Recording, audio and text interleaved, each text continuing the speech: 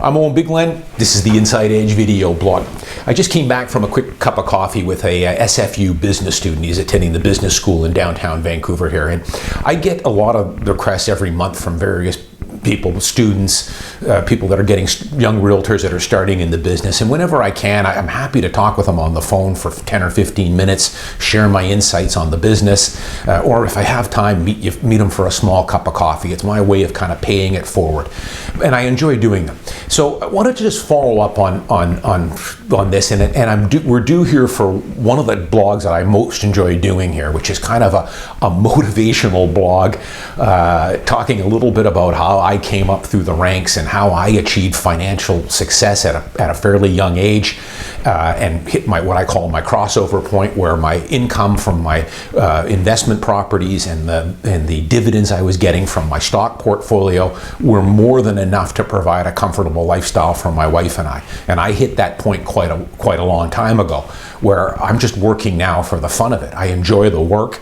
My wife is on me a lot to slow down a bit. You know, I get up at 4:30 every morning, and I'm usually in bed by 9, but 9 p.m. I work a full day, but I enjoy what I do. I try and take 3 or 4 vacations a year, but I just enjoy doing it. I like to stay busy. So I want to brush on some things that we talked about with this SFU business student here, and especially during this time now where we're just hit with some more taxes here, and it's in the news with the new PTT increase and the new increase to the foreign buyers tax and this new speculator tax. It's a hot topic right now. Nothing's changed. As people know here, I blog about these taxes, and dark clouds are always on the horizon. But I hear some people, cheering these new taxes, saying this is finally going to make home ownership more affordable. I've been waiting for this market to crash, and I don't know, I guess these guys have got a cool 100 or 150,000 saved up, and they're just waiting for the market to come down so they can buy in, which I laugh at. Some of the commenters on my YouTube blog laugh at it too. Most of these people, unfortunately, even if the market does come down 10 or 15%, which eventually it's going to, because all markets eventually go into a correction. I've blogged about it many times. The vast majority of these people aren't in a position to take advantage of it anyways. So I don't know why they keep complaining and wishing this market to correct when you haven't taken care of your end of the deal, which is to get that $100,000 or $150,000 saved, get pre-approved so that you can get yourself into the market. So I haven't plugged my book. This guy that I met at SFU had bought my book, enjoyed it. He had been following my YouTube blog for quite a while. So he also wanted to know about real estate in general, investing, all the dark clouds that are out there. How do I navigate them and everything else? So let me get a few things here, and I'm going to drift a little bit on and off topic here, but I want people hopefully to take this in. A few things. In the news today, and all last week with the new taxes, there seems to be a lot of people out there that think that the government is your friend, whether that's the NDP or the Liberals or federally, provincially, municipally. I have to break this to people, and I want people to understand this, is that the government is not really your friend. They're not really going to take care of you. They'll give you a basic rudimentary education and set you up with what you're going to need to try and navigate life, but the rest of it is going to be up to you. Especially if you want to buy a house. If you want to be able to buy a house, whether that's a studio condo in Vancouver or New Westminster, the NDP government or any government is not going to help you buy a house at all. So for the people that are kind of waiting around and see these on the news, on the Globe and Mail comment section and the Vancouver Sun, cheering the NDP with these taxes and it's going to make housing more affordable, I've got bad news for you here. It's not. Eventually, like I blogged about for so many years here, and I think I'm one of the few people that kind of has the 30 years experience and has been through all kinds of ups and downs in real estate. I'm the first one to tell people that real estate does not go up in a straight line. Every 3 or 4 years, we should get a run-of-the-mill correction of 5 to 15%. We are way overdue. Condo prices going up 25 or 30% in a year is not normal. So if you're buying a home today and expecting that to continue, you're in trouble. My philosophy has always been to tune out the short-term volatility, buy the home, buy it comfortably, leave a bit of a buffer, don't overextend yourself, enjoy the home for 10, 15, 20 years, and you're going to do fantastic. That's all you need to know. Everyone who hasn't bought a copy of my book here, plug it, buy it. Now, I'm not making money on this book. This book is a pay-it-forward thing for me. It really is. As is my video blog here. If you've read my book, you know that. I hate to brag, unlike a lot of other bloggers that are out there, and I don't like to put this out there very often, but you know, I am a multimillionaire and was by my time I hit my late 30s, so I have some transparency. If you want to take my lead and follow what I've done, because I've been there, walked the walk and talked the talk, and I impart it in my book here, please do. But be careful about who you're taking advice from. There are a lot of people out there that are doing blogs in their parents' basement who have no transparency, no success, no proven track record. All they do is complain. And they're everywhere. All they do is complain. Everything is, they're so hard done by. Oh, woe is me. I need the NDP government to hit me with some taxes here so we can bring those prices down so I can buy in. You know, maybe eventually the market will cool and it will come down. I don't know if that's going to be this year, next year, whatever. But you need to focus on, if you want to get ahead, and I talk about it in my book, you need to focus on what you can control. What the government's going to do with foreign buyers and taxes and interest rates and supply and demand, that is beyond your control. What you need to be doing is focusing on what you can control, and that is saving your money, getting your down payment together, getting pre-approved for a mortgage, and maybe, if everything works out, you'll get a little bit of a kick, or you'll get a little bit of a favor from the market. Eventually the market will come down 10 or 15%, and when it does, you need to have this other stuff in place to be able to take advantage of it, and it's going to happen. The problem is, though, the market could go up another 10% here, and then go down 20% next year. So it'll take us right back to where we were a few months ago, which was still, in most people's eyes, overpriced. So focus on what you can control, and maybe you'll get a break and the market will give you a little bit better buying opportunity. But unfortunately, I don't see a lot of people doing that. A lot of people are just on the sidelines. They're angry at the world. They've been priced out of the market, and I can understand your frustration here. But you're not going to get anywhere by complaining about it and going onto message boards and commenting on some of my blogs saying the market's going to crash and the NDP government is going to, our friends, and they're going to help you buy a house. You know, every day you spend doing that is a wasted day. You could have been doing something productive, earning a living, doing a side gig, hustling. You know, people will blog to me and comment to me saying, oh, and so easy for you. You know, you've been buying real estate for 20 or 25 years. It was easy back then. It wasn't any easier back then. I worked hard for it, saved my money, tuned out all the negative people that are out there everywhere. I paid no attention to them. When I started out, I talk about it in my book, and I've mentioned it on my blog here. I was fortunate, a couple of things. I was born into a real estate family. My father was a realtor. So I had a lot of experience from my father that was imparted on me. I was also born a Canadian into a great country like Canada. So it's the exact same thing Warren Buffett always says. He won the genetic lottery. He was born to a good, smart mom and dad who taught him good values, and he was born an American. I'm the same way. I was blessed with being born a Canadian in a country that gives you all these opportunities if you work hard. And I took everything I was given, born with, and worked my ass off to get to where I am today. And so many people are wasting that away by complaining that these external factors are bringing them down, when you need to do what I call the mirror test. You need to get honest with yourself. You need to look in the mirror and ask yourself, am I doing everything I can in my power to move forward?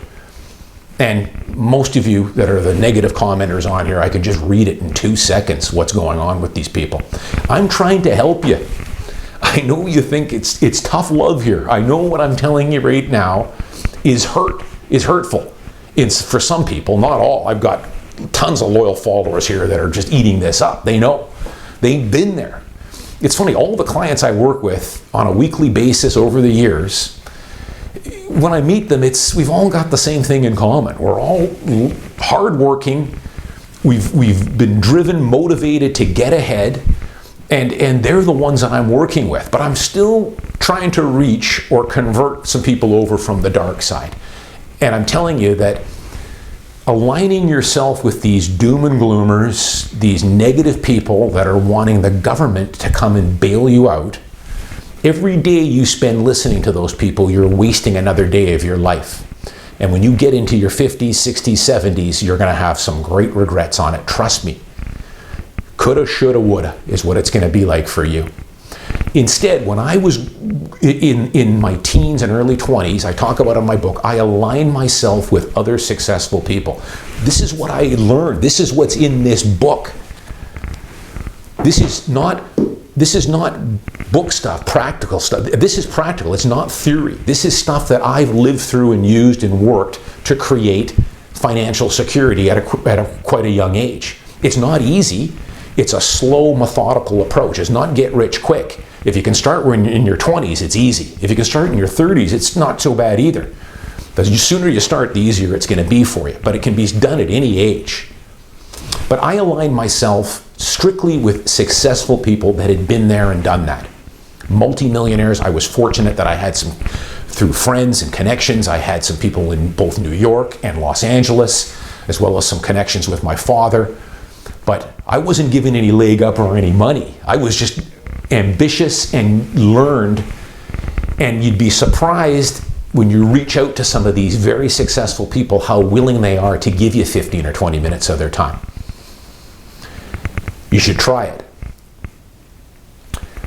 But I aligned myself with people that had been there and done that. And you don't think when I was working out at the gym or in a social situation, some guy would have an opinion on real estate or on stock investing. It went in one ear and out the other. Unless these guys were successful, proven track record with transparency, why would I bother listening to these people? They don't have anything I can learn. I want to learn from people that have been there and done it. So my young viewer here, please, I've talked about this many times before, especially now with these taxes out there. I was on YouTube a little bit here and listening to some of these people. You know, get away from these people that are the doom and gloom. Listen, real estate, the economy, the stock market, it's not perfect. There's problems out there. Yes, I've talked about it, the capital coming in from mainland China. It's not fair. Eventually, one of these days, maybe they'll get a handle on it. The taxes, the economy, the government, oil pipelines, the Canadian dollar. It never ends. There's always something out there negative. But you have to focus on what you can control. Those things have been around forever. Those same things, just different scenarios, were around 20 and 30 years ago when I started. There's no difference now. So you need to focus on what you can control. Start saving your money. Get your money into a TFSA. Start putting money into an RRSP. Get investing into stocks, dividend-paying stocks that are going to pay you a quarterly dividend. Buy your principal residence. Take advantage of the principal residence exemption. The next step after that, buy yourself an investment property, put a tenant in there, start collecting the cash flows. This is what my book is all about. It's why I call it along for the ride. It's getting your money to work for you passively. There's not enough working hours in the day. You need to put your money to work, creating income for you. One last thing on my book. I didn't write it to make money. I'm not going to be selling 5,000 copies of this thing is not going to make any difference to me. If you're a young guy and you cannot afford the $9 for this book on Amazon, Kindle, or the $12 for paperback, drop me a text. I'll see if I can get you one of my publisher promo copy, or maybe I can get it to you in a PDF, and I'll give you a complimentary one if you're really desperate. You don't have the $9.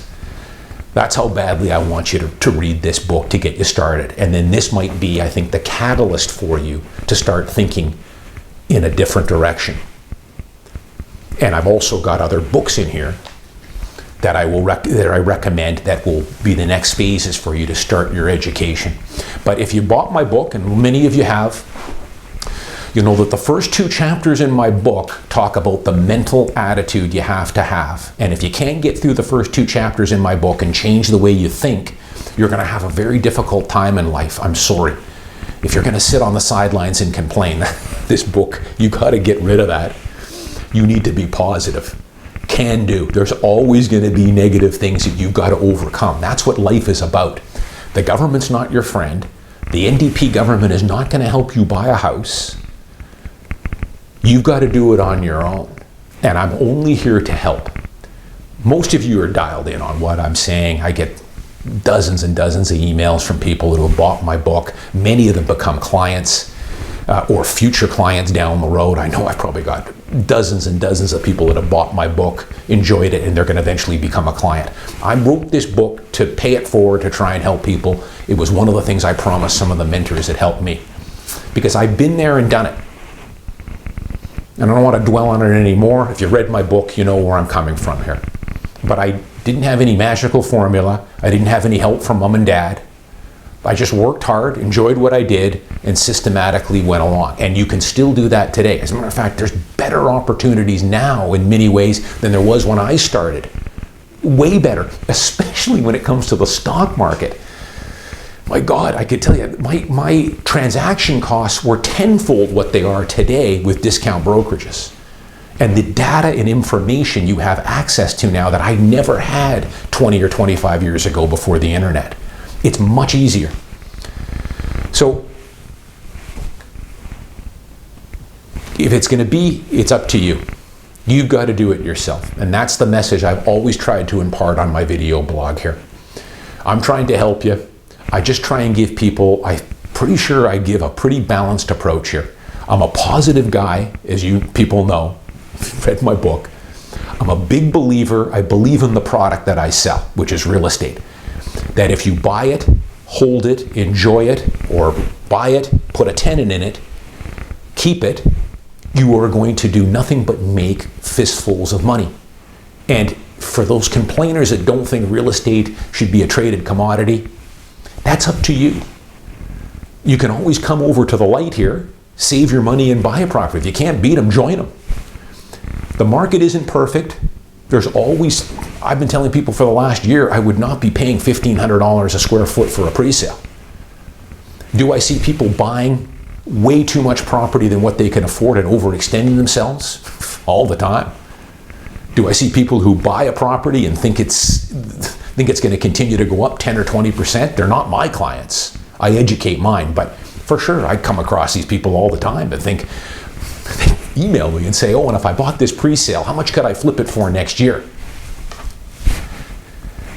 I'll try and help them quickly, but I'll tell them, direct them to my video blog. You're calling the wrong guy. I'm not a speculator. I don't deal with flippers. Please learn this stuff. Look for people with transparency. There's lots of opportunities. I'm just trying to help you here. I keep a pretty balanced approach. There's always some negative things out there. Don't throw the baby out with the bathwater. Real estate can do some incredible things for you over time, just like investing in good dividend-paying stocks will also do great things for you over time. But again, in the stock market, that doesn't mean investing in cryptocurrencies and marijuana stocks or Tesla. Those aren't going to take you there. Read my book. Those stocks you will lose, you will have your head handed to you and lose your money. You want to be investing in profitable companies with big cash flows that pay you dividends. It's a simple formula that is guaranteed to make you wealthy. And you can set the bar as high as you want. Some people want to achieve a $2 or $3 million portfolio when they retire. Others are looking for $500,000. Whatever you feel comfortable with, this will take you there. I'm Owen Bigland. Your comments are welcome. I'll see you next time.